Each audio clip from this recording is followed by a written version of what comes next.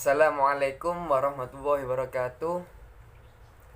Saya Ahmad Azkia dari Prodi Pendidikan Bahasa Sastra Indonesia dari Universitas Wiranegara Pasuruan. Ya, kali ini saya akan mempresentasikan tentang mata kuliah stilistika yang mana akan membahas tentang style for audience atau gaya berbicara untuk audiens. Bahwasanya gaya berbicara audien itu memiliki beragam cara atau beragam beraneka ragam suatu teknik, memiliki keberagaman. Nah, dalam berbicara gaya berbicara seseorang itu memiliki beragam gaya. Antara yang satu dengan yang lain tidak sama, berbeda. Namun secara garis besar, secara umum ada dua gaya berbicara seseorang kepada orang lain. Antara lain, yang pertama yaitu talking head atau kepala berbicara. Kepala berbicara yakni di mana seseorang bicara hanya lewat satu arah, komunikasi satu arah. Yang berbicara itu hanya dia.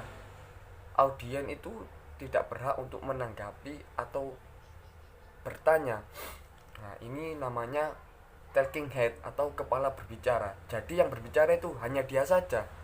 Audien itu hanya diam, mendengarkan dan menyimak. Nah, ini namanya komunikasi satu arah. Ini biasanya seperti ketika kita mendengarkan seorang yang khutbah ketika Jumatan. Nah, itu kan yang berbicara itu hanya pengkhutbahnya saja, orang yang khutbah. Kita sebagai jamaah, sebagai audien itu hanya diam. Kan nggak mungkin kita harus bertanya, menanggapi apa yang disampaikan oleh orang yang khutbah. Nah, karena itu sudah seperti itu. Caranya itu hanya komunikasi satu arah. Jadi yang berbicara hanya orang yang khutbah. Itu gaya berbicara untuk audiens yang pertama, talking head. Yang kedua yaitu model interaksi sosial. Nah, interaksi sosial ini yakni di mana seseorang yang bicara juga mengajak bicara orang yang diajak bicara. Artinya ketika saya berbicara dengan Anda, nah, Anda juga dipersilahkan untuk menanggapi apa yang saya bicarakan. Nah, contoh, ketika saya ngopi dengan Anda, nah, otomatis kan kita ngobrol. Nah, obrolan kita, saya ketika ngobrol, tidak mungkin kan kalian hanya mendengarkan saja, Anda mendengarkan saja. Tidak, tetapi Anda juga berhak untuk menanggapi atau menyela pembicaraan saya. Nah, itu namanya interaksi sosial. Seperti kita berinteraksi dengan orang lain.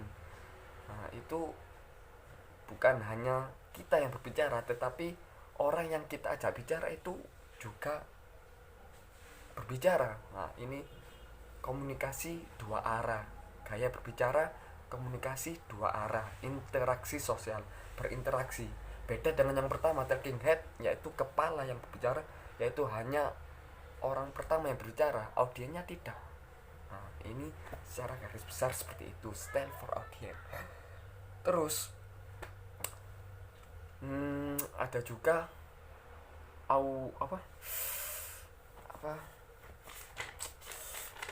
audien design. Audien design ini yang mana penonton atau audien itu didesain. Nah, dalam berbicara, seorang penonton atau audien itu bisa didesain dalam suatu pembicaraan. Dalam artian seorang audien yang satu dengan yang lain beda dalam menanggapi atau tidak menanggapi suatu pembicaraan. Misal sederhananya begini. Dalam model pembicaraan khotbah, kembali ke tadi, masih nyambung pembicaraan khotbah. Ketika khotbah, penonton itu sudah didesain untuk tidak menanggapi sebuah pembicaraan orang yang khutbah. Nah, itu sudah didesain dalam audien desainannya sudah seperti itu. Jadi desainannya tadi yang ngomong itu hanya orang yang menyampaikan khutbahnya, penonton hanya diam. Desainannya seperti itu. Ada juga lain halnya dengan model pembicaraan di dalam diskusi perdebatan. Beda kan, ketika dalam perdebatan itu kan pertamanya pihak pro yang menyampaikan argumentasinya. Nah setelah itu pihak kontra memperdebat argumentasi pihak yang pro. Nah ini kan apa istilahnya, beda dengan yang pertama. Ini seperti audiennya itu didesain untuk membantah argumentasi atau pernyataan orang yang pertama. Nah itu model audiennya beda dengan yang pertama. Audiennya orang yang khutbah beda dengan audiennya yang pembicaraan dalam lingkup perdebatan. Nah, berbeda juga dalam pembicaraan di dalam seminar. Nah, bagaimana dalam seminar? Kan kita tahu kalau di dalam seminar itu modelnya pembicara pertama atau presentator, orang yang presentasi itu kan menyampaikan dulu unek-uneknya atau materinya dulu disampaikan dulu. Setelah itu kita tidak boleh menyelah, tetapi nanti setelah presentator itu selesai kan moderator mempersilahkan kita untuk bertanya, audien untuk bertanya. Nah itu didesain, berarti penonton atau audien didesain untuk menanggapi atau bertanya setelah diberi mandat oleh moderator. Nah, itu kan beda-beda antara suatu pembicaraan dalam khotbah, terus dalam perdebatan, dalam seminar, kan beda-beda itu. Audiennya itu tidak ada model anunya, itu beda, sudah didesain dalam suatu pembicaraan itu. Kalau dalam khotbah harus begini audiennya, kalau dalam seminar harus begini, kalau dalam perdebatan harus begini. Nah itu sudah disesuaikan, sudah didesain. Nah, terus ada juga communication accommodation teori, yaitu teori akomodasi komunikasi. Nah ini bagaimana komunikasi kita itu diakomodasi. Ini contohnya begini, ketika saya kan,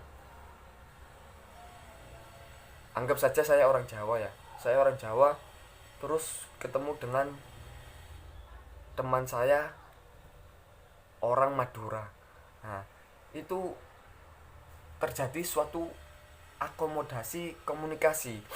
Ketika saya berbicara dengan logat Jawa, terus teman saya itu gaya Maduranya, nah itu bagaimana, itu nanti terjadi dua kemungkinan. Apakah saya sebagai orang Jawa terseret kepada gaya berbicaranya teman saya sebagai orang Madura, atau teman saya yang Madura itu terseret kepada gaya berbicaranya Jawa saya. Nah itu terjadi suatu akomodasi komunikasi. Nah nanti di antara terseret dan diseret itu ketemu di tengah-tengahnya. Nah itu namanya teori akomodasi komunikasi. Ini juga termasuk suatu, bisa dikatakan suatu strategi bagaimana kita berbicara. Dalam artian saya bisa mengakomodasi bagaimana sekiranya teman saya yang Madura itu bisa bahasa Jawa seperti saya, bisa seperti itu. Atau saya bisa mengakomodasi komunikasi saya, bagaimana saya bisa sekiranya belajar bahasa gaya Madura. Nah itu terjadi dalam materi teori akomodasi komunikasi. Ya demikianlah presentasi dari saya, kurang lebihnya saya minta maaf. Jazakumullah khairan katsiran. Selebihnya bisa ditanyakan kepada yang lebih ahli. Sekian, terima kasih. Wassalamualaikum warahmatullahi wabarakatuh.